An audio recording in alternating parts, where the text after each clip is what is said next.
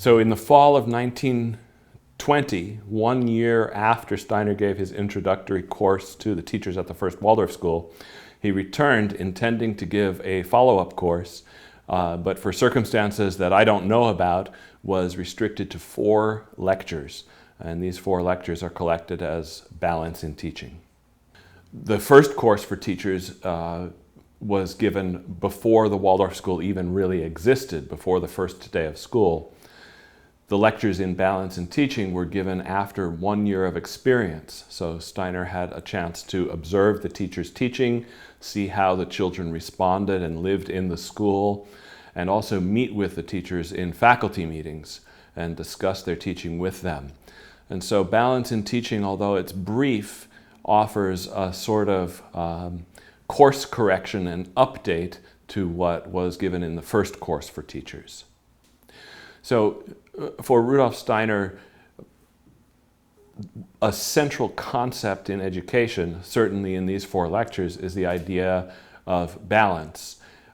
So for instance, he describes the difference between painting, drawing, and sculpture, which are arts that we practice more or less as individuals, and then arts like dance and singing and making music, which are arts that we practice socially or together.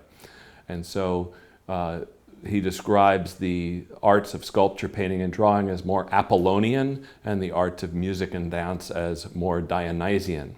And depending on really each child's constitution, a teacher could address children and bring them more harmoniously into balance by simply choosing which arts to ask them to engage in.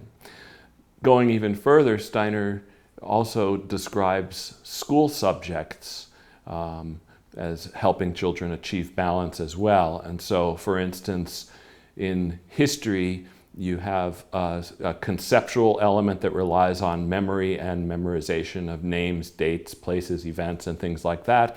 And then you also have a pictorial or imaginative dimension in the stories that a history teacher could tell. And so to achieve a balance between those two and to help children develop, you could say, powers of memory and imagination and bring those into balance is also one of the goals of teaching. When Steiner talks about balance, he's not necessarily talking about a static balance or a dead balance. He's talking about a living interplay. And so if a child is sort of trapped by having an overactive imagination, or alternately trapped by having a sort of a too powerful memory, and a memory that the child almost can't escape from, that child could be helped. A child with a strong memory could be helped by becoming more imaginative, and a child with an overactive imagination could be asked to develop a greater power of memory to balance that. So another example Rudolf Steiner gives of balance has to do with breathing. Breathing consists of exhaling and inhaling. In Study of Man, Rudolf Steiner talks about the importance of helping children develop healthy breathing, and he adds to that here in Balance in Teaching by talking about how teaching about tragedy and comedy help children achieve a balance. Tragedy draws us into ourselves, makes us kind of acutely aware of ourselves relative to our own fate, and comedy releases us from the burden of our own fate, you could say, and so is like an exhalation, whereas tragedy is like an inhalation. Another balance that Steiner talks about in this book has to do with a teacher's attitude toward different aspects of his or her work. And so children bring their past with them into a classroom, and Steiner describes teachers, healthy teachers, as having a reverence for what comes to meet them from the past. And then teachers also have to concern themselves with who these children will be and what the world will be like that the children enter. And Steiner says good teachers will have enthusiasm for the future.